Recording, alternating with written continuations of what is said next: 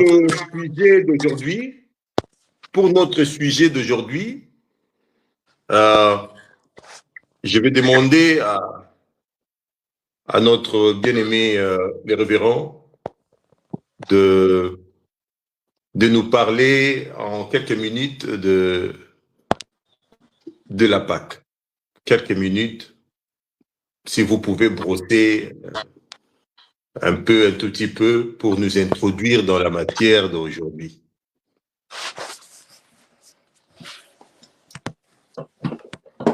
Shalom, shalom tout le monde. Shalom. Shalom. Je suis très heureux d'être encore dans ce forum. Très heureux. Merci pour l'invitation. Merci pour la confiance. Ensemble, nous allons partager un peu ce que nous connaissons. Bien que nous connaissons en partie, nous savons que le Saint-Esprit fera son travail. Pâques, Christ est notre Pâques, c'est ça le thème. Pourquoi? C'est vraiment comme je disais la dernière fois, on choisit les thèmes qui demandent l'exploitation de plusieurs heures, de plusieurs jours, de plusieurs semaines, de plusieurs mois. On n'arrivera pas à expliquer ce thème en 2 minutes, 3 minutes, mais que le Saint-Esprit nous aide. Christ nous donne la vie. Par sa mort, Christ nous donne la vie. Par exemple, dans les livres de 1 Corinthiens 15, si vous lisez, Paul nous dit Christ a vaincu la mort à la croix de Golgotha. C'est-à-dire, cela implique deux choses. Quand Christ a vaincu la mort, c'est-à-dire, nous, notre foi a commencé par là. La foi des chrétiens a commencé par la résurrection de Jésus-Christ. Notre foi, en d'autres termes, notre alliance avec Dieu, parce qu'on a eu la vie éternelle. Par sa mort, nous avons eu la vie éternelle. C'est quelque chose d'extraordinaire qu'il faut savoir. Autre chose, Jésus dit, je suis le chemin, la vérité et la vie. C'est-à-dire, à partir du moment où nous nous accrochons à lui, nous avons une part de la vie que lui-même nous a offerte gratuitement. C'est lui qui est le Fils de Dieu à la vie. Du coup, quand Christ est mort à la croix de Golgotha, par sa mort, nous avons la vie. Et ce n'est pas seulement la vie sur la terre, mais la vie éternelle. Quelque chose d'extraordinaire.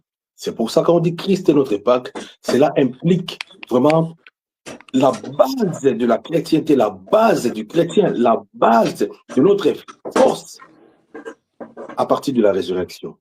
Voilà, de façon sommaire, ce que je peux dire de ce thème. Christ est notre Pâques. Je vous retourne la parole. Tu veux rebondir à propos de ce que le révérend vient de dire?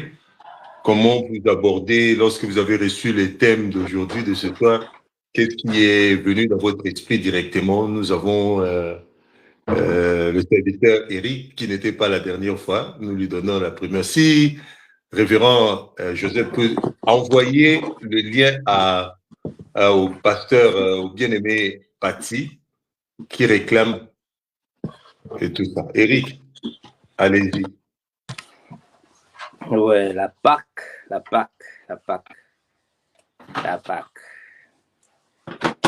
Comme le révérend vient de le dire, c'est un thème tellement vaste. Peut-être qu'on ne pourra pas parler de tout en fait en une soirée ou en fait pendant, je ne sais pas, 1 heure ou 2 heures qu'on aura ici.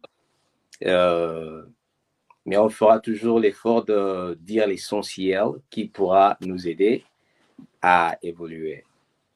Ben, parler de la Pâque, comme nous savons déjà, en fait, la Pâque a commencé avec les Juifs.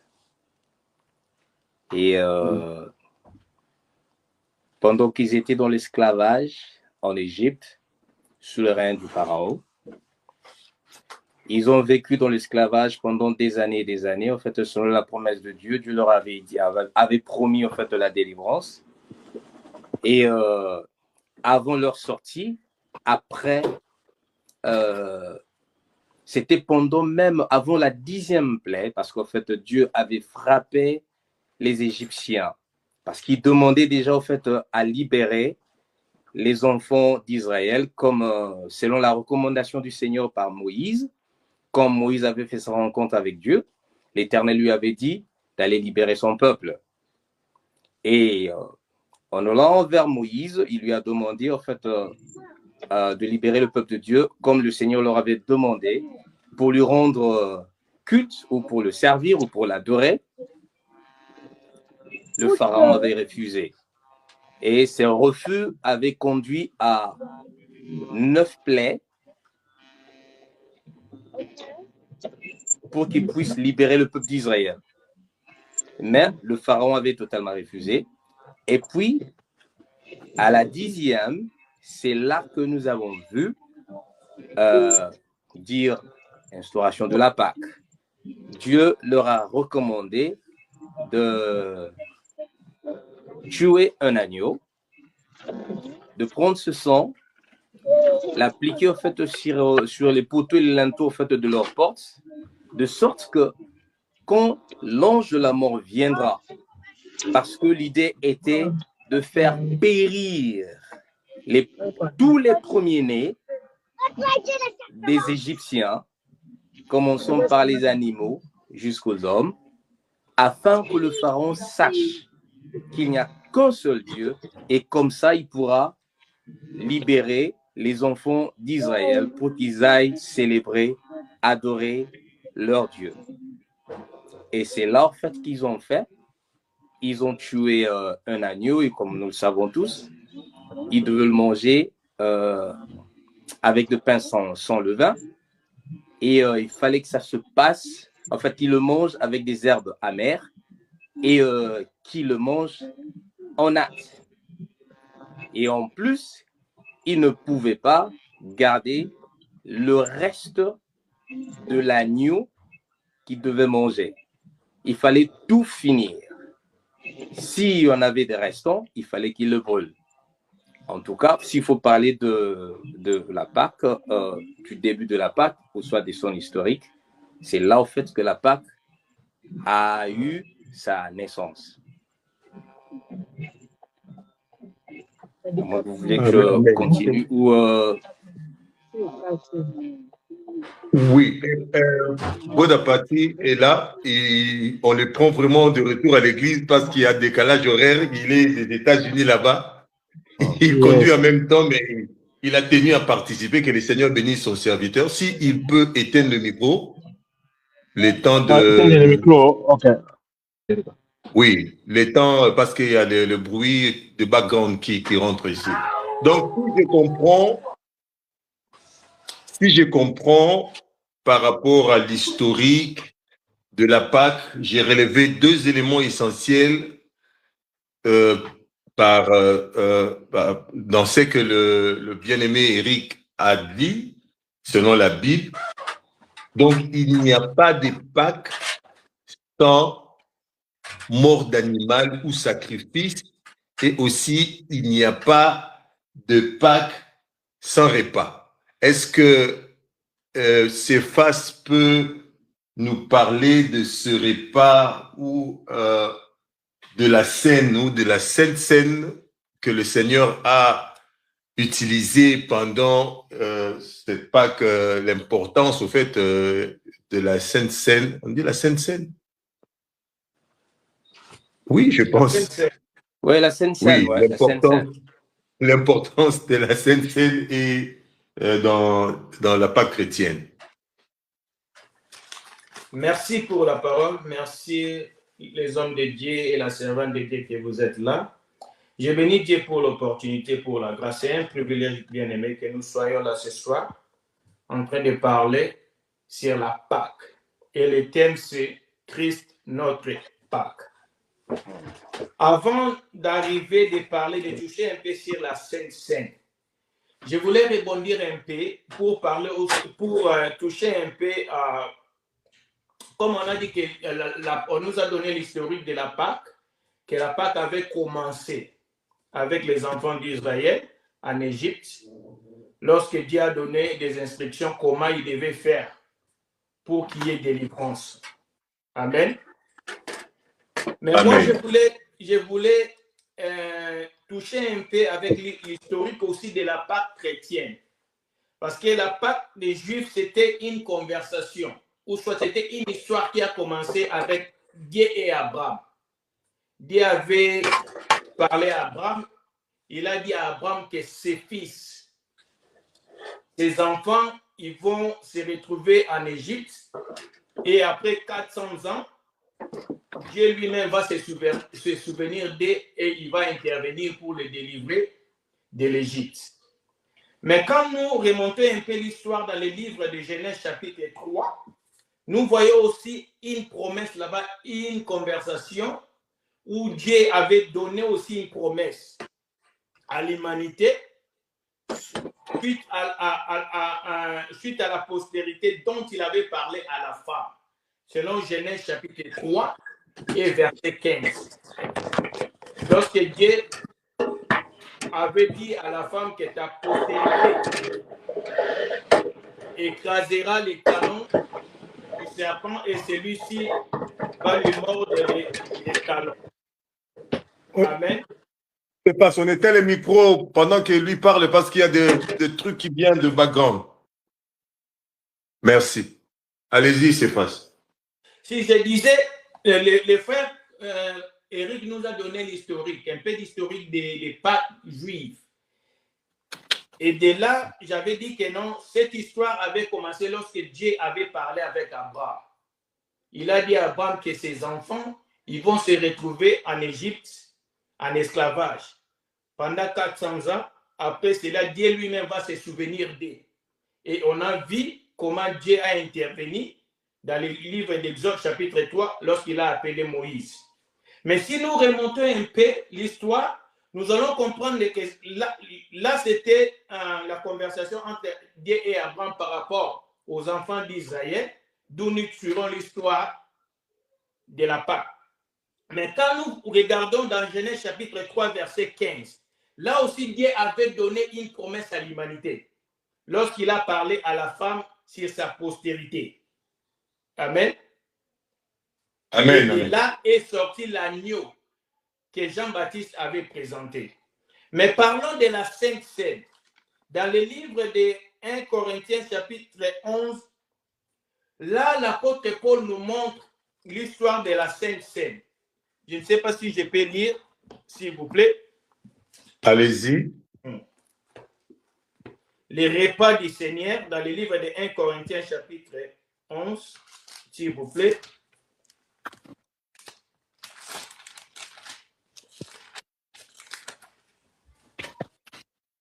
Verset 23.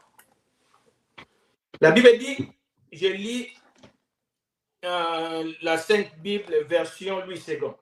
La Bible dit, car j'ai reçu, ça c'est l'apôtre parlant aux Corinthiens, car j'ai reçu du Seigneur ce que je vous ai enseigné. C'est que le Seigneur, dans la nuit où il fut livré, il prit du pain, verset 24, et après avoir rendu grâce, les rompit et dit, ceci est mon corps, qui est rompu pour vous, faites ceci en mémoire de moi.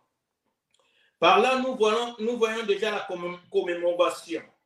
Lorsque nous célébrons la Pâque, nous la célébrons en mémoire de notre Seigneur Jésus-Christ, de ce qu'il avait fait.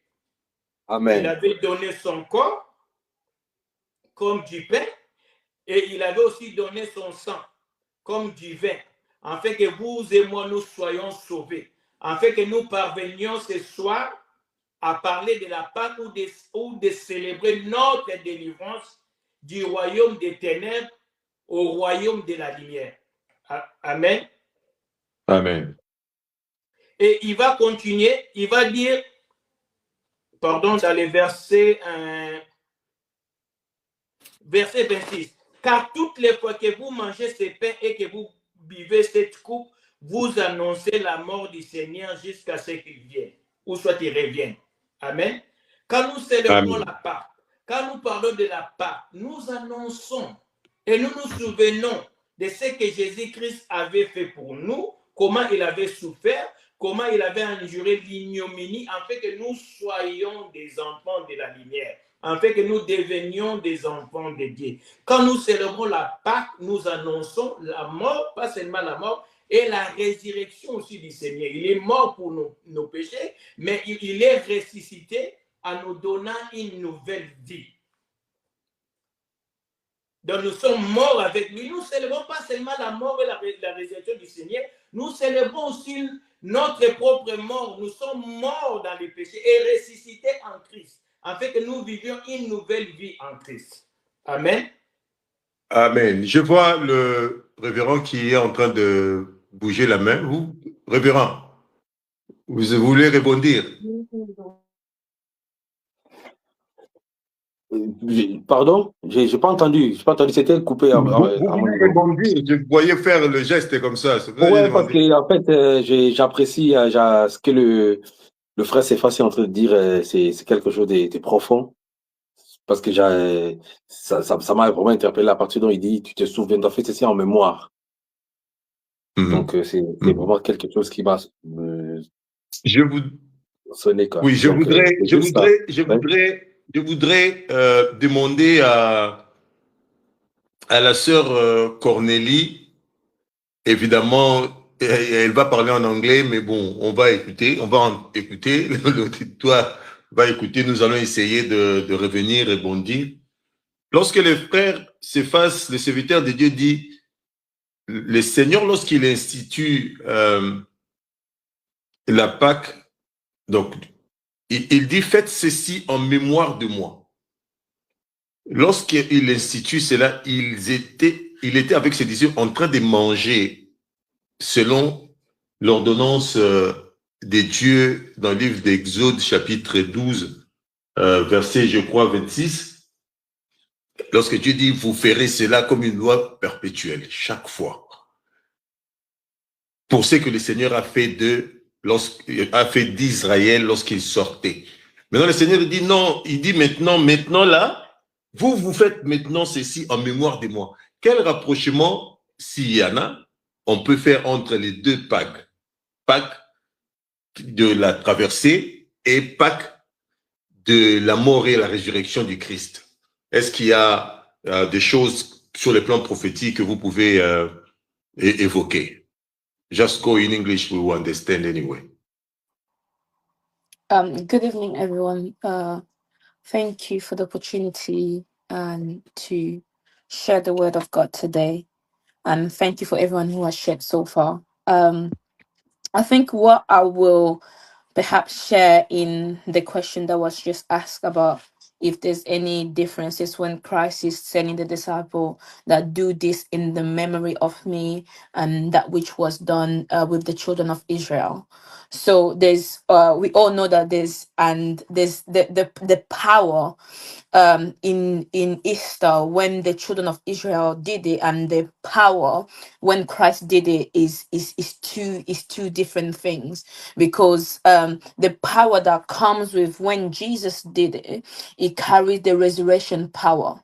There's a greater power that comes when Jesus did it, when he's telling his disciple that as you do this, as you partake of this communion, you are just not partaking of anything, you're just not partaking of anybody.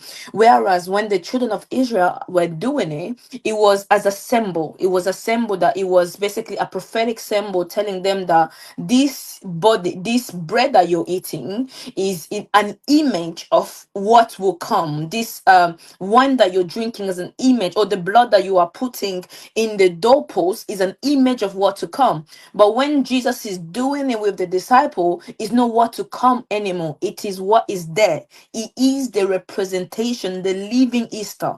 So when Jesus is telling them that as you are partaking of this body, you are partaking of me as I'm here.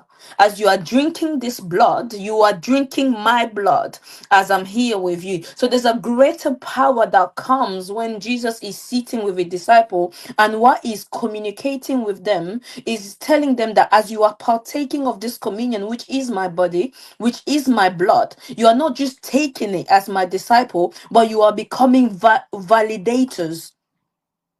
validators of the power that my body carries, validators of the power that my blood carries. So as you are drinking it, you are becoming that blood, you are becoming that body. So in some extent, you are now becoming an extension of the same power that the bread has. You are becoming an extension of the same power that the blood has. So that's the difference. So it makes us, basically, when Jesus is doing it, the difference is that as he's doing it, that is making us witnesses. In the book of Acts, I believe verse 33, the Bible says that with great power the apostle gave witness of what Jesus did. So what gives them that power? What gives them that power to become witness is because they partook of the body and the blood of Jesus, which was himself. So it carries, I think the prophetic difference is that when it was with the children of Israel, it was an image of things to come. But when Jesus is doing it with the disciples, he's basically telling them that I am here. As you are partaking of this, you are partaking of me. As you see me now, you are partaking of me. And that's the power. It makes us validators, it makes us witness of the power. So that's what makes Easter. Easter is not just because we are celebrating the resurrection of Christ. We are celebrating the power, the greatness. I think it's in the book of Ephesians that speaks of the greatness of his power, the greatness of the power that the resurrection carry. Because the power that the resurrection carry, or what Easter carry, is not the same power as it was in creation. The power that was used in creation is different to the power that was used in resurrection. Resurrection carry even greater power. So that's what I just wanted to share. I don't know if I made Yeah, we sense. will come back about this topic a bit later.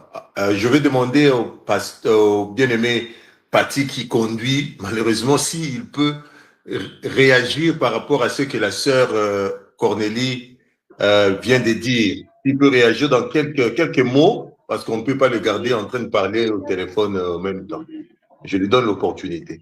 Merci. All right. Good evening, everyone.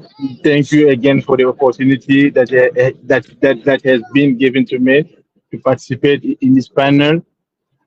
So what I can add, so I'm going. My idea is the same as Sister Cornelia said, that the power that resides in the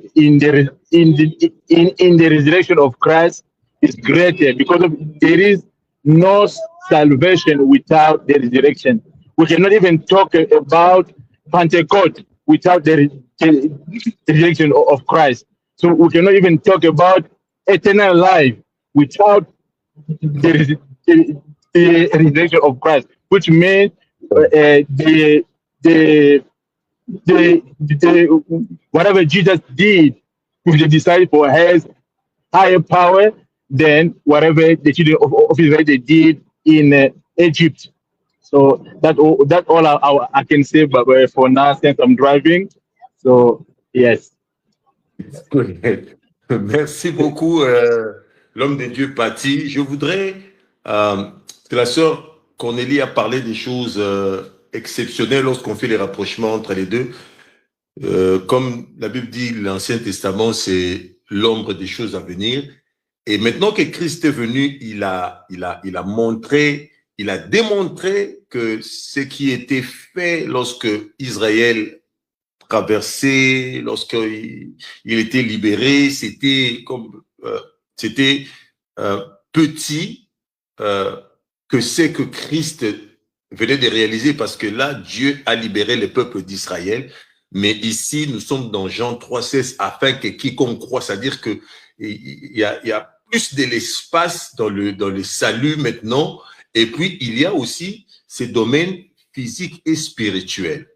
Lorsque Israël devrait sortir, les choses se passent dans la dimension physique. Évidemment, cette dimension physique contient, c'est l'image des choses spirituelles à venir. Même lorsque Jésus-Christ donne son corps et son sang, effectivement, il a été touché dans sa chair, mais nous mangeons son corps et nous buvons son sang, non physiquement, mais en acceptant ce qu'il a accompli à la croix afin de bénéficier de cette libération.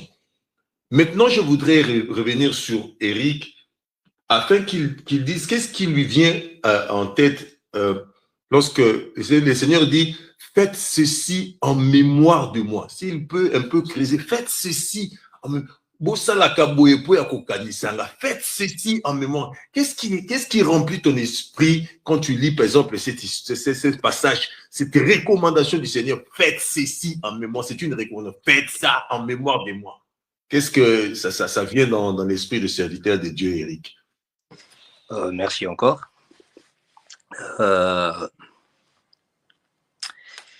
J'avais à l'idée premièrement de faire la nuance entre... Vas-y. Parce que souvent, nous avons l'habitude de mélanger et la Pâque et la résurrection. Pour moi, je serais mieux de commencer par éclaircir qu'en fait, ce sont deux choses différentes. Quand nous parlons de la Pâque, souvent, c'est ce que nous disons, la Pâque chrétienne. Et quand on parle de la Pâque chrétienne, nous mentionnons la mort, en fait, l'œuvre de la croix et la résurrection. Mais si, comme nous avons parlé au début, en fait, de la Pâque dans son historique, n'oublions pas, en fait, que la Pâque, c'est une des fêtes que l'Éternel avait recommandées aux enfants d'Israël, en fait, avant de sortir. Ils en avaient 7. Parmi les 7 fêtes, il y avait la Pâque. Et en fait, ils avaient continué à les célébrer après leur sortie de l'Égypte. La résurrection, il l'a célébré aussi comme étant une autre fête. Et parlons maintenant de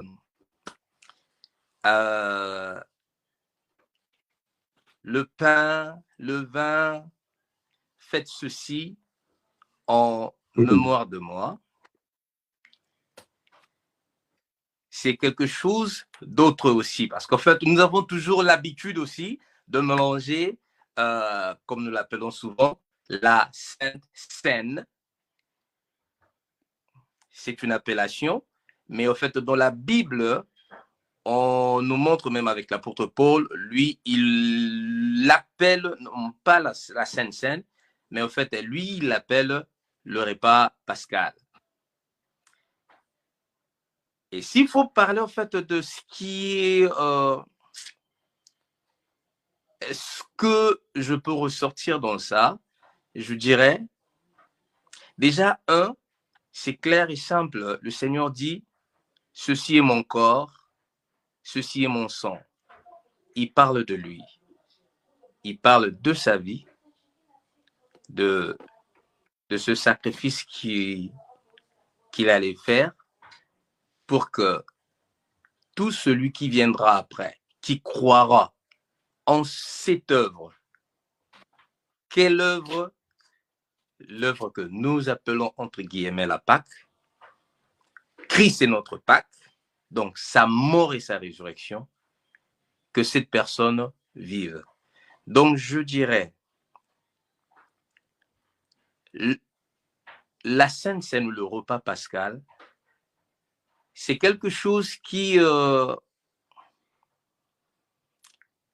nous devons normalement faire à chaque fois que nous nous réunissons en famille, avec des frères. Parce que lui-même, le Seigneur nous dit, faites ceci en mémoire de moi. Déjà, quand nous parlons de son corps, il ne faisait pas allusion à son corps directement pour nous. En fait, à ce temps-là, oui, il faisait allusion à son corps qu'il donnait. Mais aujourd'hui, ce n'est pas son corps que nous mangeons.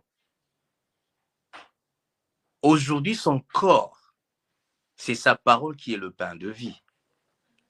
C'est quelque chose avec lequel nous devons vivre,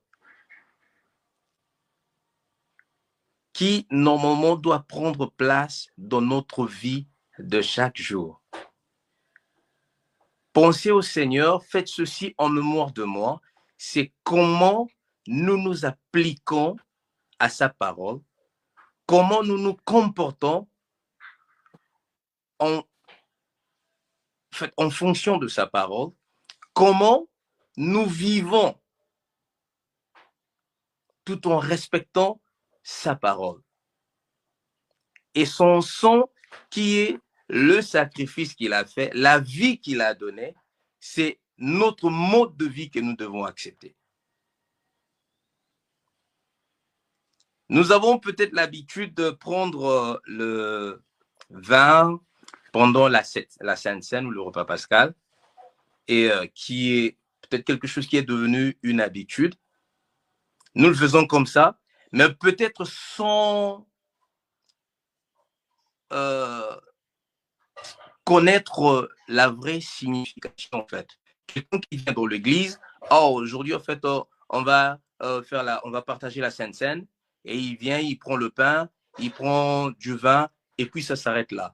Ignorant, c'est quoi, en fait, ce qu'il vient de faire.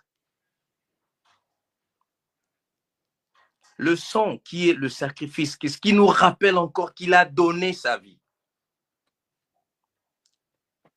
Oui, c'est ce sang qu'il a versé à la croix.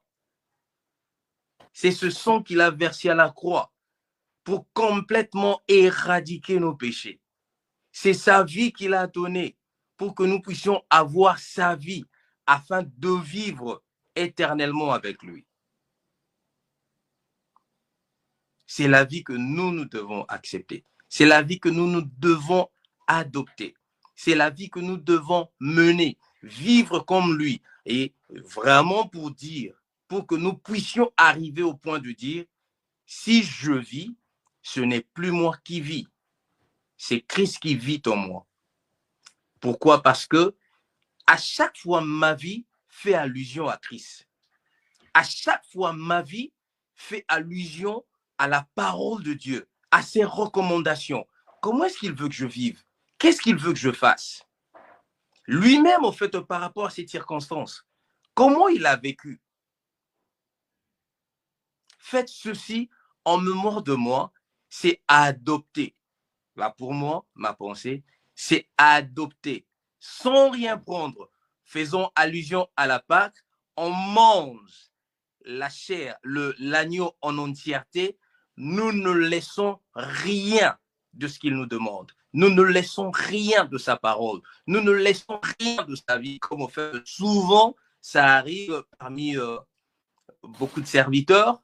Ils se disent serviteurs de Dieu, mais ils préfèrent des paroles qui soutiennent en fait ce qu'ils font.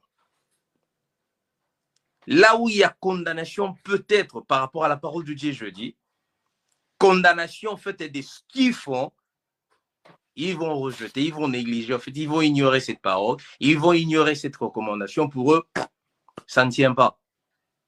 Mais or, l'agneau doit être mangé dans son entièreté. La parole de Dieu doit être mangée dans son entièreté. La vie de Christ doit être acceptée dans toute son entièreté. Nous ne devons pas laisser les sacrifices, sa façon de vivre, l'amour qu'il ne cesse de témoigner dans nos vies. Voilà un peu ce que je pouvais dire. Amen. Que le Seigneur bénisse. Je vais lire la parole ici. Nous sommes dans le livre de 1 Corinthiens chapitre 11, verset 27. Non, je vais lire verset 26 et puis j'ai donné la parole au révérend de commenter. Il est dit, car toutes les fois que vous mangez ce pain et que vous buvez cette coupe, vous annoncez la mort du Seigneur jusqu'à ce qu'il vienne.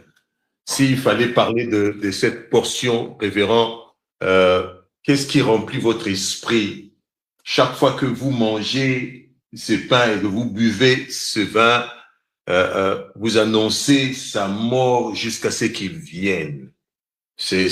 Voilà, si on vous donne quelques minutes, dit, quelle est votre compréhension de la parole, de cette portion de la parole que Paul énonce lorsqu'il explique la scène, comme Papa Eric, les repas du Seigneur aux chrétiens de Corinthe.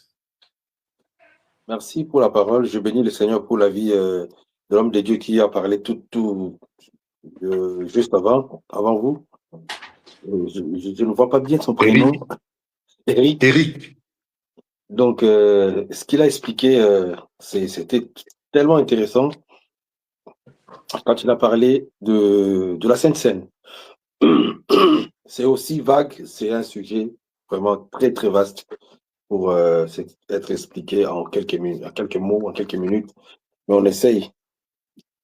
Donc, cette portion, moi, je la prendrai pas juste telle quelle, mais quand on parle de la Sainte Seine, comme il a dit, de repas de Pascal, et en fait, Jésus dit, faites ceci en mémoire, faites ceci en mémoire de la résurrection. Ce qui s'est passé, si nous lisons dans le livre de Deutéronome, écoutez, Deutéronome 5, verset 15, la Bible dit ceci, tu te souviendras de ce que tu étais esclave au pays d'Égypte et que l'Éternel, ton Dieu, t'a fait sortir à main forte et à bras étendus. Tu te souviendras.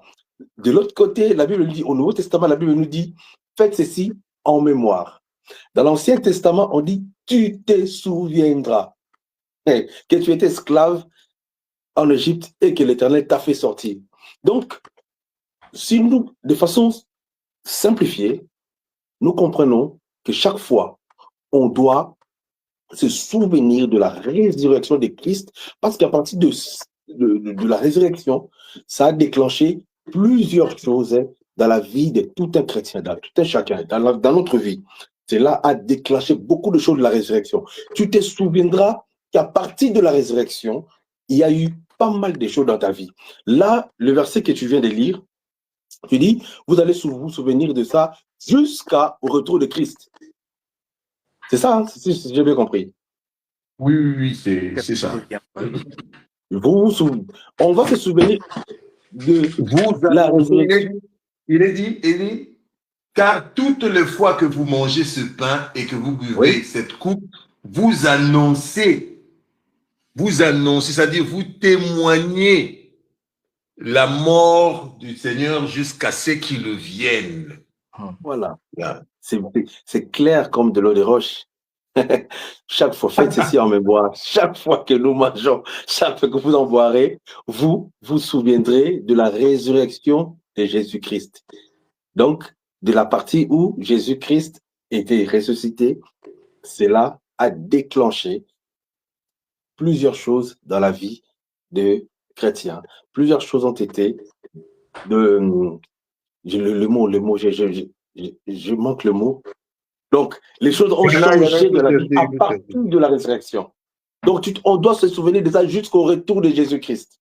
Ça ne devrait pas s'arrêter à un moment donné. C'est-à-dire, c'est comme si on célébrait cela juste une période et pas une autre. On doit se souvenir de ça jusqu'au retour de Jésus-Christ. Donc, voilà de façon que je peux expliquer de façon simpliste. Voilà. Merci. Est-ce que c'est pas peut rebondir sur cette question? Wow, j'ai béni Dieu pour les interventions. Je suis vraiment touché, édifié et béni.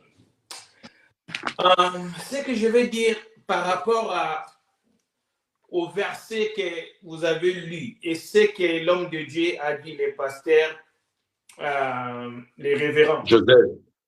Joseph, gloire à Dieu, merci. Selon le livre de 1 Corinthiens, toujours chapitre 11, verset 26, que nous devons continuer à faire ceci, à témoigner, à annoncer la mort du Seigneur et la résurrection du Seigneur jusqu'à ce qu'il reviendra. Et ce que j'ai compris par là, mes bien-aimés, c'est souvenir de ça voudrait dire que nous croyons à son retour. Je vais répéter. Je ne sais pas si vous avez saisi ce que j'ai dit. La Bible dit que non, vous devez vous souvenir. Faites ceci en mémoire de moi. Jusqu'à ce qu'il revienne ou jusqu'à ce qu'il vienne. Donc, ça voudrait dire se souvenir de ça. Ça voudrait témoigner que nous croyons à son retour. Donc, si vous croyez à son retour, donc nous devons continuer à annoncer sa mort et sa résurrection. Donc, cela voudrait dire que nous ne pouvons pas oublier ce que le Seigneur Jésus-Christ a enduré pour nous. Sa vie qu'il a donnée, la souffrance qu'il a endurée, l'ignominie qu'il a connue, la crucifixion dont il a souffert. Nous devons toujours nous souvenir, bien aimés, pas seulement chaque mois, chaque Pâques, ou chaque mois, ou chaque semaine, mais chaque jour de notre vie. Que Jésus-Christ avait payé de sa vie en fait que nous soyons sauvés. Si du moins nous croyons à son œuvre salvatrice. Voilà pourquoi David disait, mon âme bénit l'Éternel. N'oublie jamais, n'oublie pas aucun de ses bienfaits. Si la mort de Jésus-Christ a été un bienfait pour nous, bien-aimés, nous devons célébrer ça chaque jour dans notre vie. Et témoigner, annoncer cela chaque jour dans notre vie. Et comment l'annoncer? Par rapport à notre mode de vie, comme le frère Eric a dit, par rapport à comment nous vivons, comment nous marchons, comment nous craignons le Seigneur, comment nous aimons les uns les autres, bien-aimés. C'est alors que le monde saura, nous sommes des enfants, des disciples de Jésus. C'est alors que le monde saura que nous avons connu la puissance de la résurrection du Seigneur Jésus-Christ. Et nous témoignons qu'il reviendra. Faites ceci en mémoire. N'oubliez jamais que j'ai payé les prix pour vous. Oh, Dieu disait à Osée que mon peuple périt, non parce qu'il y a des sorciers, non parce que l'ennemi rôde, non parce qu'il y a la souffrance de la magie, non parce qu'il y a des faux prophètes, mais parce qu'il lui manque la connaissance. Non parce que la connaissance n'est pas là, mais parce qu'il a rejeté la connaissance. Il a rejeté la recommandation du Seigneur. Faites ceci en mémoire de moi. Annoncez ma mort et aussi ma résurrection. Car le Seigneur est mort pour vous et moi. Il est mort pour nos péchés. Pareil avec l'Israël bien-aimé. Israël avait oublié que l'autre fois, il vivait dans la souffrance, bien-aimé. Il était sous l'emprise des Égyptiens. Et lorsqu'il a quitté l'Égypte, il a oublié les bienfaits de l'Éternel. Voilà pourquoi David disait, mon âme. Il savait que l'âme, c'est le centre des émotions, des sentiments, bien-aimés. N'oublie pas. Et le Seigneur dira, autour du repas. Comme le frère Eric a dit que c'était un repas pascal, bien-aimé. Pourquoi c'était autour du repas? Parce que c'était une histoire de famille, c'était la fraternité, bien-aimé. Amen. Gloire à Dieu. Que le Seigneur bénisse son serviteur. Je suis tenté, je ne sais pas si j'ai bien compris. Il y a deux éléments essentiels qui donnent de la quintessence même à cette notion de la Pâque, que ce soit dans l'Ancien Testament ou dans le Nouveau, dans l'Ancienne Alliance ou dans la Nouvelle Alliance, il y a eu là-bas, avant, comme le révérend a dit tout à l'heure, avant la 10e plaie, il y a eu la mort d'un animal. Ici, le Seigneur, dans le Nouveau Testament, il y a eu sa mort. De l'autre côté, l'ange est venu après pour juger le monde, pour juger l'Égypte. Mais le jugement devait passer outre parce que de ce côté, l'animal est déjà mort. C'est-à-dire que nous sommes passés de la mort de l'Égypte vers la terre promise, allant vers la terre promise. Et lorsque nous arrivons de l'autre côté, le Seigneur dit, il leur dit dans le livre d'Exode, chapitre 12, lorsque vous allez vous installer là où je vous amène, et que vos enfants vont vous demander, pourquoi faites-vous cela? Pourquoi vous faites ça? Nous faisons en souvenance de ce que le Seigneur a fait pour nous. Et le Seigneur Christ, il vient ici, il dit, vous maintenant, tu vois ce qu'ils étaient en train de faire là-bas. Que ce soit l'agneau qui était, mais c'est moi. Tout cela, c'était moi. Maintenant, vous faites ça en souvenant de ce que moi j'ai fait. À chaque fois que vous allez le faire. Il y a deux notions. Il y a cette notion de la mort, mais qui produit la vie. La mort, mais qui donne la vie, une vie sans fin. La mort qui donne la vie. C'est-à-dire, lorsqu'on passe par la mort pour recevoir la vie, il y a une autre puissance qui doit intervenir. C'est que la sœur Cornélie a dit, la résurrection. Il est plus facile, Seigneur, permets-moi de dire ça, il est plus facile de donner la vie que de redonner la vie. Il est plus facile de donner la vie que de redonner la vie. Lorsque quelqu'un est mort, c'est plus compliqué de revenir à la vie. C'est plus compliqué que même mettre au monde un enfant. Amen. Maintenant, moi, je vais dire, on passe maintenant dans le camp de la mort. Vous témoignez. Or, la meilleure façon de témoigner, c'est notre vie. Comment vivons-nous la mort du Christ en nous? Ça, c'est la grande question que je pose à tout le monde ici. Okay. Parce que la meilleure façon de témoigner, c'est pas briser le pain comme Papa Eric a dit, simplement. Non, mais comment vivons-nous la mort du Christ? La mort du Christ. C'est-à-dire, non, celui-là est mort avec Christ. Sans montrer la carte des baptêmes, sans briser le pain. Dis, par exemple, qui peut nous renseigner, qu'est-ce qui vient dans l'esprit de quelqu'un concernant la dimension mort? Parce que Pâques, il y a toujours mort. Il faut qu'il y ait d'abord mort. Maintenant, nous, en tant qu'enfants de Dieu, serviteurs de Dieu ou prédicateurs, qu'est-ce que nous pouvons dire aux enfants de Dieu par rapport à mourir en Christ, au fait, c'est ce que je veux dire. Qui peut prendre la main? Qui prend la main? Ouais, je donne la main à Cornélie. Eric, tu veux prendre la main? Ouais, ça ne dérange pas. En fait, elle peut commencer. Vas-y, prends la main et puis maman Cornélie va suivre après. Ah, ok, d'accord. Ouais, mourir en Christ. Yeah, je reviendrai toujours à ce que j'ai dit tout à l'heure.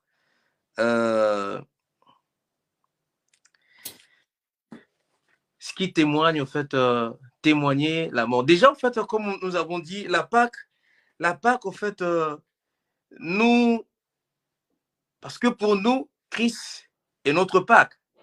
Christ, notre Pâque, notre manière de vivre doit célébrer, en fait, sa mort, l'œuvre de la croix. Est-ce que, Papa Eric, tu peux t'arrêter là? Ouais. Et je demande à toute l'assistance de dire Amen. En tout cas, il faut qu'on dise Amen à cette parole. Amen. Moi, je dis Amen. Amen. Notre manière de vivre doit célébrer. Je dis Amen. Yeah. Notre façon de vivre, déjà, doit célébrer cette œuvre de la croix. Parce qu'en fait, c'est notre vie. On était esclaves. Comme on a dit, l'Ancien Testament, c'est juste une préfiguration. Ça nous montre l'ombre des choses à venir. La traversée des enfants d'Israël, quitter l'Égypte pour aller à la terre promise, c'est que l'ombre des choses à venir. Tout ça, le Seigneur vient l'accomplir à la croix pour nous dire, il n'y avait pas que ça. Mais la vraie traversée, c'est notre traversée de quitter nos vaines, je ne sais pas dire notre vaine ou nos vaines manières de vivre que nous avions héritées de nos pères, et pour dire, avec nos vaines manières, nous étions dans les ténèbres. Mais avec cette traversée, il nous a ramené des ténèbres à la lumière. Nous ne faisons plus partie du monde des ténèbres. Nous sommes maintenant des enfants de lumière. Or, la Bible nous fait comprendre que la lumière, on ne la cache pas sous la table. Elle doit être exposée pour qu'elle puisse éclairer toute la maison. Tout ce que nous faisons, nous ne devons plus le faire pour nous. Nous ne devons plus le faire pour nous. Ce qui veut dire, celui qui veut, qui veut témoigner ou célébrer la mort du Christ, il doit lui-même accepter, il doit commencer par accepter sa propre mort. Que ce n'est plus lui qui vit. Il ne vit plus pour lui-même, mais il vit maintenant pour celui qui est mort pour lui, pour celui qui lui a donné la vie. Parce que lui, il était déjà mort, il était déjà parti. Il était déjà parti et quelqu'un est venu, ok, toi, en fait, on ne te comptait plus. Moi, je prends ta place. Mais la seule chose que je te demande, vivre ce que moi, je te demande de vivre. Vis ma vie. Et le Seigneur nous donne sa vie. Il y a, Papa Eric, nous avons quelques 10 minutes qui nous restent pour conclure. Je vois notre maman qui est aux États-Unis là-bas, qui est là maintenant. Maman Boni. Bien, papa. Bonsoir à tout le monde. Bonsoir. Ici, nous sommes en anglais et en français, c'est à vous de choisir. Lorsque elle, c'est la femme au serviteur de Dieu, Patty, elle est aussi servante là-bas aux États-Unis. Si elle peut rebondir sur le sujet, qu'est-ce que le Seigneur a mis dans son cœur, ça va nous bénir, ça va bénir le peuple de Dieu. Maman, vous avez la parole. I just want to thank God for you all. I thank God for this opportunity as well. I want to add something that, along what my brother was saying there, the man of God was saying about, especially when Paul was saying, if I live, it's no longer I who live, but it's Christ, right, who lives inside of me. I think that to me is very important because you cannot live that kind of life that you don't want anymore. Every time we think of resurrection, it's a good reminder that it's no longer us. If we have to live that kind of resurrection, then it's no longer me. Christ has to live in me, right? So the things that I do, the way I think, the way I behave, it has to be the reflection of the one I'm representing, the one who is actually living. So it's just like when we tell our kids, what would Jesus say? What would Jesus think? That's not something just for the kids, but it's also for us as adults. Every time we think of resurrection, it needs to be a reflection and a reminder for us that what Jesus has done. So with that then means that I have to live the life. The Bible says we have to live the life worth the calling of God in our lives. So we can't just live all kinds of ways. All right. So we have to live that kind of life that reflect the image of God, that reflect that truly we are truly the children of God. Truly, we are the disciples of Christ. Because the people in the world, some people would never have the experience of reading the Bible. Some people don't even want to read the Bible. But we become the living gospel to them. They get to see us. They get to see the Jesus in us. When we go in our workplaces, our colleagues, for example, for me, I work in a very secular area. I'm in a science field. So there's people don't believe in God. Scientists don't care about God, right? But then when I'm there, though they don't have the opportunity to read the Bible, but they have to see Christ in me. They have to see the power of resurrection in me, right? My life needs to be that reflection of what Christ has done, who Christ is, and what he has done for us, the love of God, the love for souls, the love of God, the way God wants us to live it. So I think that becomes very, very, very important, that if I live, it's no longer me, but it's Christ now has to live in me. And that cannot just be a slogan, but it needs to be in the way I behave, the way I do everything, not just in the house of God, but outside of the house of God, in my workplace, in my family. What can people testify of me in my workplace? What do people say in my workplace about me? What do people say in my family about me? Because a lot of times we want to shine in church. We want to shine in the areas where we are like this. This is great because we get to strengthen one another. But most of the work is out there. To the people who don't know that God, they need to see God in us. They need to see, like my brother, like when you were saying, Papa Daddy, when you say that when they see you, they got to smell something. I said, no, this one is different. There's something about you that tells me something. There's something here that I cannot put my finger on. And that's God. That's how we're going to attract people to come to understand the power of God. That's how we're going to draw the other people of God, the people that don't know God, to get to know the God that we know, to get to Amen. experience the power of God that we know. Yeah, that's just my little. Je me rappelle, quand on était encore à l'école, lorsque le professeur d'anglais rentrait, il parlait, nous on était là, même quand on n'écoutait pas, ya, on pensait que c'était ya, j'avais envie de dire ya. Que le Seigneur bénisse la servante de Dieu et le panel continue à grandir, Pati a amené avec la famille et nous sommes bénis. Et ce que j'ai retenu ici, dans ce que Papa Eric disait et ce que notre maman a dit, il dit, si je vis, ce n'est plus moi qui vis, c'est Christ qui vit en moi. Il n'y a pas deux vies. Une vie doit laisser la place à une autre. C'est-à-dire que Christ ne peut pas vivre dans une personne qui vit encore. C'est là la quintessence, même la puissance même de la mort en soi. La mort en soi. Mourir en soi-même. C'est-à-dire, si nous n'arrivons pas à nous donner, entre guillemets, la mort, Christ ne vivra pas pleinement en nous. Et nous ne saurons pas expérimenter ce que la servante de Dieu a dit tout à l'heure, la puissance de la résurrection. La puissance de la résurrection ne peut être possible que lorsque la mort est venue. La résurrection sans la mort n'existe pas. C'est une vie sans la mort. Cette puissance agit lorsqu'il y a la mort.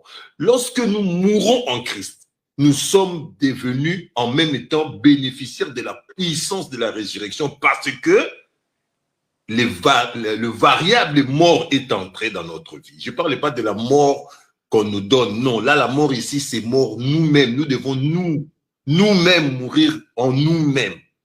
Et j'ai noté quelques éléments de la mort. C'est-à-dire, lorsqu'on regarde quelqu'un, on dit, celui-là est mort. Est-ce que Maman Cornélie peut venir amplifier ce point ici parce que nous devons conclure dans 5 minutes, dans quelques minutes, dans 2 minutes, par exemple, avant de faire encore le dernier tour de table. Quels sont les éléments, ça c'est une question que moi je pose, lorsqu'on regarde et dit non, cette personne est morte. Cette personne est morte en Christ. Quels sont les éléments probants, palpables, qui démontrent que la personne ici est réellement morte en Christ? Thank you for the opportunity. We can't hear you properly. Yeah. Can you hear me now? Yeah, fine. I believe that the most important thing that we need to perhaps retain from this, or when we're talking about being dead in Christ, is the fact that dead people don't feel. So if you're telling me that you are dead, then you shouldn't be feeling certain stuff. So one of the palpable signs that we can see that someone is dead is that you shouldn't be feeling certain things that you're feeling. So if your brother perhaps has done something to you, your first response should not be, I won't talk to that person again. You're feeling, so you're not dead, you're alive. You're not dead. If perhaps someone has done something that's hurt you so bad, for some people this day, perhaps they don't go to church because they are church hurt. So you're not dead, you're alive. So one of the things, and when Jesus is saying that you need to carry your cross, so you need to being mindful. And I like what the Apostle Paul is saying in the book of Galatians, I think 4:9. He says that my little children in whom I travail until Christ is formed in you. There need to be a formation of Christ in us in order for us to be able to carry the life of Christ. Until Christ is formed in us, we cannot reveal a life that is not formed in us. We cannot show a life that is not formed in us. That's why most of us, we go around showing and exactly we are just showing what we have because Christ is not truly formed. So until we give Christ the space to be formed in us, then we won't be able to to reveal truly what it means to live the life of Christ or to carry the life of Christ. And again, I will come back to what I said earlier, because most of us talk about disciples, because everything doesn't end in discipleships. You need to graduate from being a disciple to being a witness. That's another level. So it's not just that you are a disciple, yes, but there's another level, which means to be a witness. What is a witness? A witness is someone that has seen exactly what something has happened and is able to testify of that thing as someone who was there. And that's what it means to be a carrier of the life of Christ, or to be someone who is dead in Christ. Is truly being a witness that you saw. Paul is saying in the book of Corinthians 50, he said that, Jesus died, resurrected, and came back alive. It was seen by Cephas, it was seen by the apostle, it was seen by 500 others. So it's all this thing he wanted them to see in order for them to replicate or to become the same thing. And that's what we need to understand with the resurrection power. It carries the profit, or it empowers us. It gives us the empowerment to become or to be who Christ is. That's what the resurrection power, it gives us that empowerment to become and to be. And the Bible said, whosoever believe, you have the power to become. And that's what the resurrection power gives us. So in summary, if you are dead in Christ, then you shouldn't be feeling the things that you're feeling. If you have certain feeling that you're feeling, which I don't know, then you need to question yourself truly if you are dead in Christ. Et maintenant, je veux faire la sommation de ce que la sœur a dit. Lorsqu'elle parle de la mort, il dit, ça a rapport avec la sensibilité, hein? Comment nous réagissons par rapport aux actions des autres. C'est-à-dire, par exemple, quand quelqu'un est mort, on le touche, il y a la température, il y a des éléments qui montrent que la personne est vivante ou elle est morte. Sur le plan spirituel, on ne réagit pas. Ça veut dire on vit une vie où le pardon est prioritaire. Peu importe ce qu'on te fait, quelqu'un qui est mort en Christ, il met en... Voilà, il élève le pardon. Hein? Il élève le pardon. Et aussi, il y a cette dimension de l'obéissance. On fait du cadavre ce qu'on veut. On fait du cadavre ce qu'on veut. Lorsque on est mort en Christ, on vit une vie d'obéissance. Je voudrais que l'homme de Dieu, les révérends, puissent rebondir, et puis nous allons faire le tour de la table, où chacun prendra 2 minutes, 1 minute, et puis nous allons conclure parce que nous avons fait 1 heure, 8 minutes maintenant. Les révérends peuvent rebondir sur... Merci. C'est ce que je compléterai à Maman Cornélie. Quand ce qui est le signe, quand vous avez parlé de signe qui montre que celui-là est mort en Christ, l'un des signes, comme Jésus a dit dans sa parole, dans le livre de, je crois, Jean 13, j'ai plus le verset, Jean 13, je crois 30 quelques, 33, 34, où Jésus dit, à ceci, le monde saura que vous êtes mes disciples si vous vous aimez les uns les autres. Je prends l'un des signes qui montre qu'on est mort en Jésus, qu'on est ressuscité. L'un des signes, c'est l'amour. On voit Amen. de l'amour dans la vie des hommes.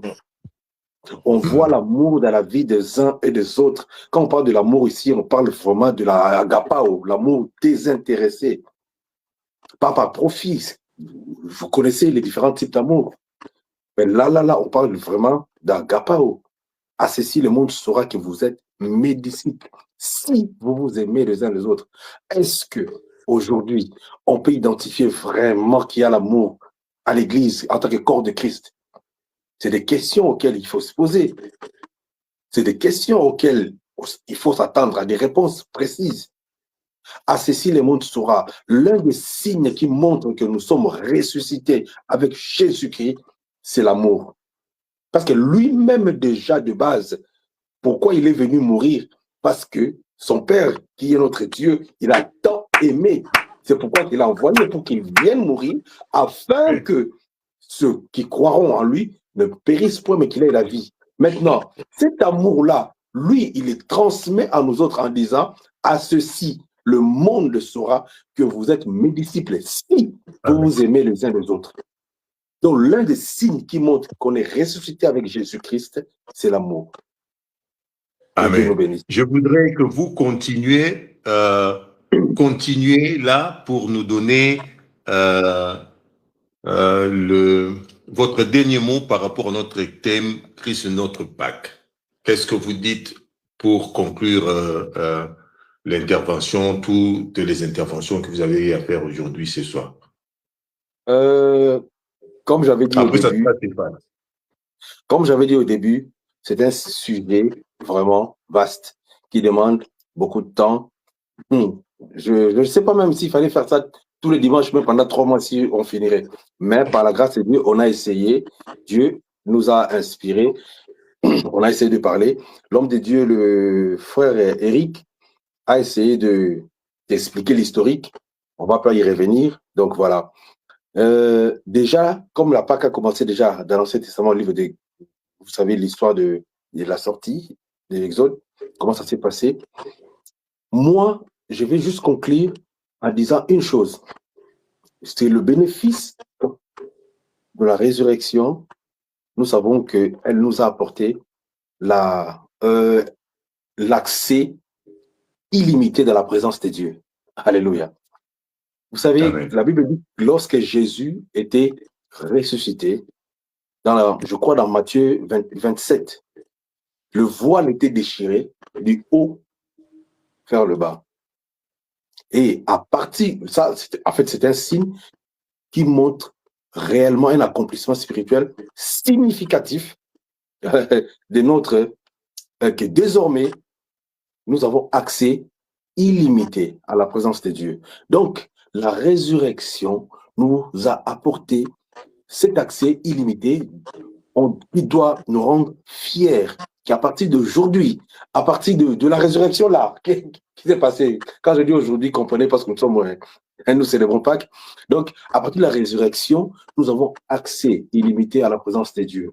On peut y aller sans détour, on peut y aller sans passer par X ou Y, on peut y aller directement à la présence de Dieu. Donc, soyons fiers en tant qu'enfants de Dieu, soyons heureux parce que, soyons heureux de célébrer Jésus-Christ, de célébrer sa résurrection, parce que c'était à partir de là que nous avons accès à sa présence. Et dans sa présence, vous savez qu'il y a la vie, dans sa présence, il y a tout, dans sa présence, on peut se réjouir, dans sa présence, on peut demander tout ce qu'on veut. Et quand Dieu est avec nous, sa présence est avec nous, c'est le succès, c'est la réussite, comme lui-même il dit. Par exemple, comme David disait, je finis par là, quand je marche dans la vallée de l'ombre de la mort, je ne crains aucun mal, car tu es avec moi. Donc la présence de Dieu, quand Dieu est avec nous, on peut même traverser la vallée, on peut être dans le feu, on peut être partout. Nous savons que Dieu est avec nous, cela nous apportera du succès et de la réussite. Que le Seigneur bénisse ses serviteurs et tous ceux-là qui nous suivent. Merci. Amen. Que Dieu vous bénisse abondamment, l'homme de Dieu. C'est facile. Gloire à Dieu, gloire à Dieu. À cause du temps, je vais être vraiment bref. La Pâque, nous célébrons la Pâque. Ce que je vais seulement compléter, que la Pâque, ce n'est pas seulement la célébration. Parce que souvent, on est pris dans la célébration au lieu de vivre la puissance qui va avec, la puissance de la résurrection bien-aimée. La Pâque, j'insiste que ce n'est pas seulement la célébration, mais nous devons vivre la puissance de la résurrection dans notre vie. C'est alors que le monde saura que nous sommes des chrétiens. C'est alors que nous serons capables de nous aimer les uns les autres. Sinon, comme avait annoncé, prédit le Seigneur Jésus-Christ, que l'amour va se refroidir et se refroidir encore. Pourquoi? Parce que nous ne vivons pas la puissance de la résurrection dans nos vies, dans notre marche avec le Seigneur Jésus-Christ. Bien-aimés, Christ est notre Pâque, célébrons la Pâque, c'est bien. mais n'oublions pas de vivre la puissance de la résurrection dans notre vie. Et sachons, pendant que nous célébrons la Pâque, que le Seigneur Jésus-Christ revient bientôt. Amen. Que Dieu vous bénisse et soyez bénis. Amen. Amen. Je Amen. veux Amen. revenir à Papa Eric. Papa Eric, Yeah, vous pouvez conclure votre mot de la fin. yeah, je dirais la Pâque.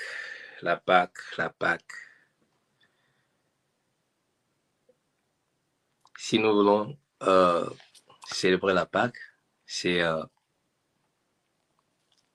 vraiment vivre alors. Parce que déjà, c'est pas une date ou une période précise, c'est tous les jours de notre vie.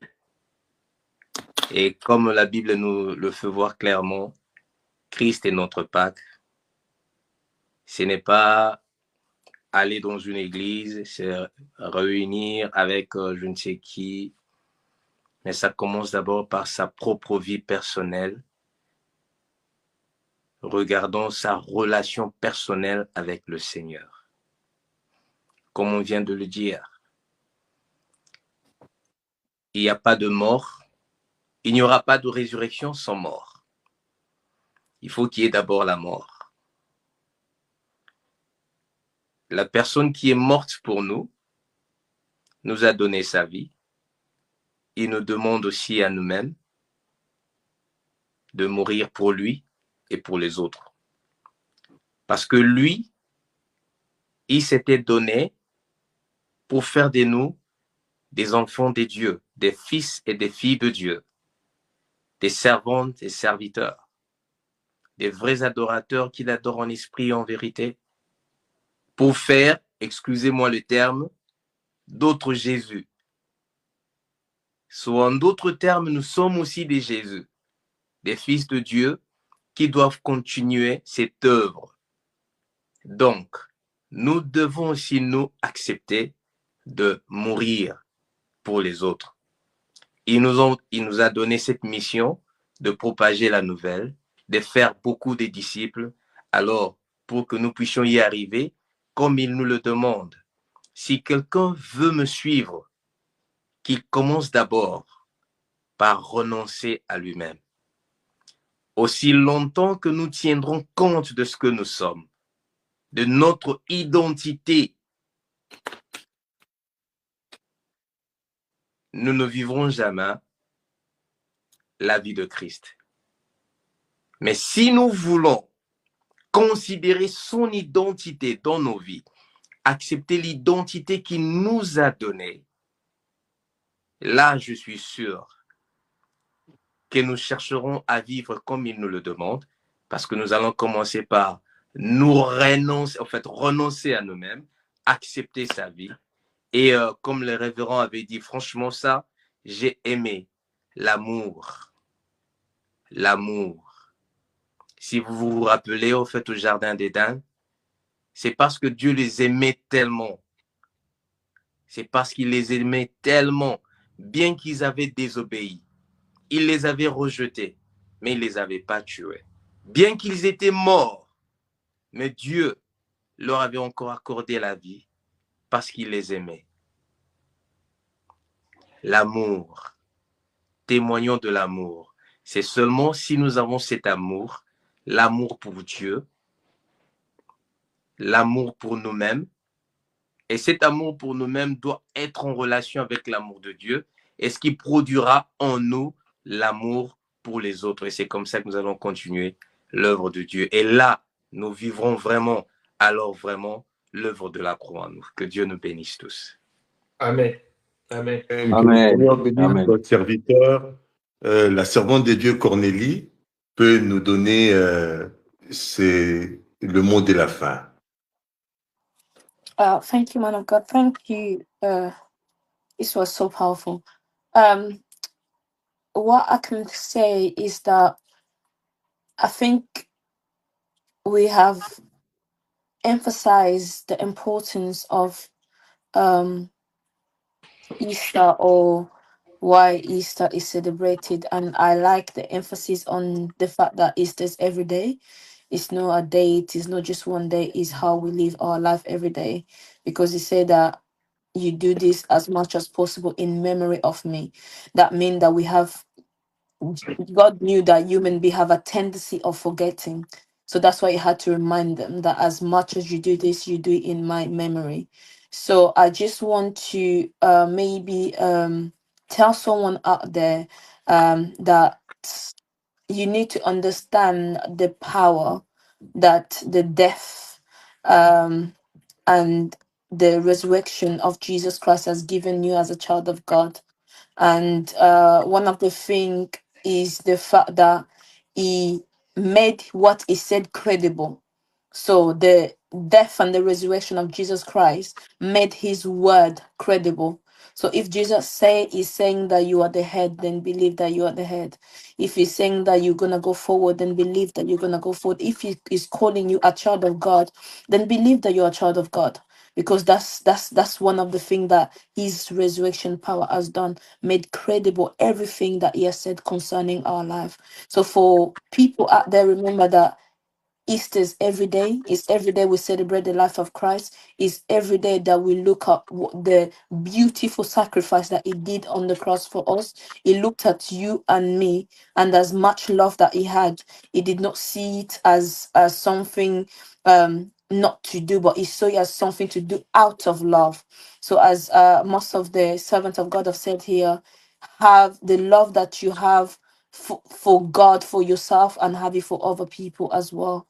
So that's in summary. Live your life with the knowledge that a lot has been given for you and you are a child of God. That's all I can say.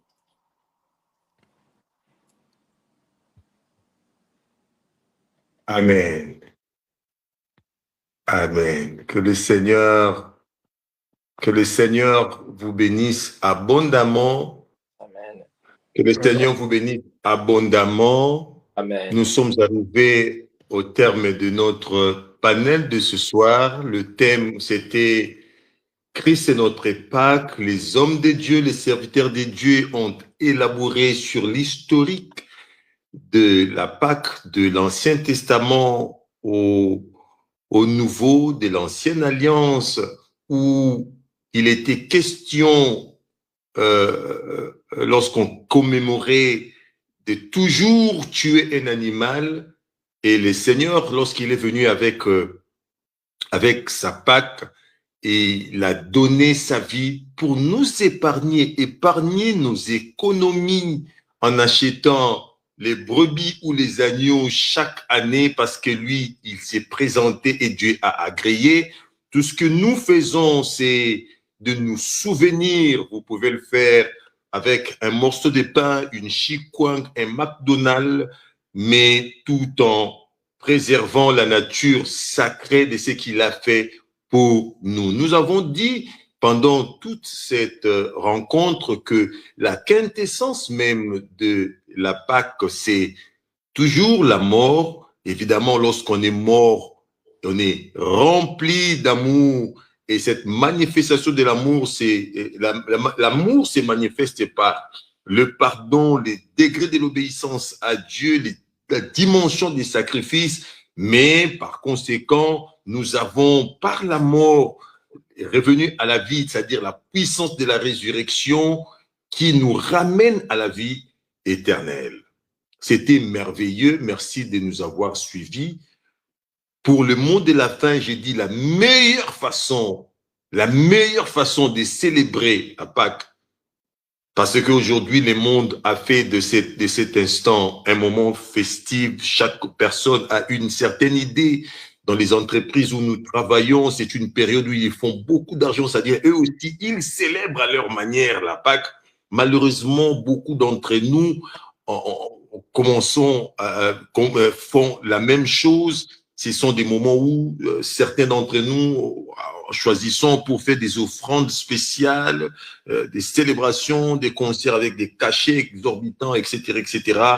Mais la meilleure façon de célébrer le Seigneur ici, c'est vivre pour lui. C'est vivre pour lui. Parce que nous croyons qu'il est mort pour nous, nous sommes morts en lui et revenus à la vie par sa mort et nous vivons pour lui. Et nous devons rassembler autour de nous toutes les choses qui démontrent réellement qu'il vit en nous. Que le Seigneur bénisse ses serviteurs. Merci Céphas d'avoir été là. Merci Révérend Joseph Diang Yakasongo. Merci serviteur de Dieu Eric Kebs qui va nous enseigner le dimanche prochain. Merci servante de Dieu Cornélie Lengui, la cadette de la maison de prière. Merci à papa Patty qui est aux États-Unis avec maman qui ont participé à ce panel, cette émission. Que le Seigneur vous bénisse abondamment. Merci d'avoir contribué à la lumière. Si papa Eric peut clôturer ce moment avec une courte prière. Te disons encore merci, Seigneur Yahushua Mashiach, pour l'amour que tu ne cesses de témoigner, Seigneur, dans nos vies. Et pendant ce temps favorable et merveilleux, tu nous as encore donné ton pain de vie qui nous nourrit, qui nous fait vivre. Et nous ne cesserons d'être reconnaissants. Nous voulons encore nous recommander entre tes saintes mains, toi qui nous gardes, Dieu. Sois avec nous, sois avec nos familles. Que ta paix, ta grâce et que ton abondance couvre et comble nos vies. En ton nom, Yahushua Mashiach, nous avons ainsi prié. Amen. Amen. Amen, amen, amen. On acclame le Seigneur. Rendez-vous prochainement pour notre troisième panel. Allez, bye bye. Bye bye.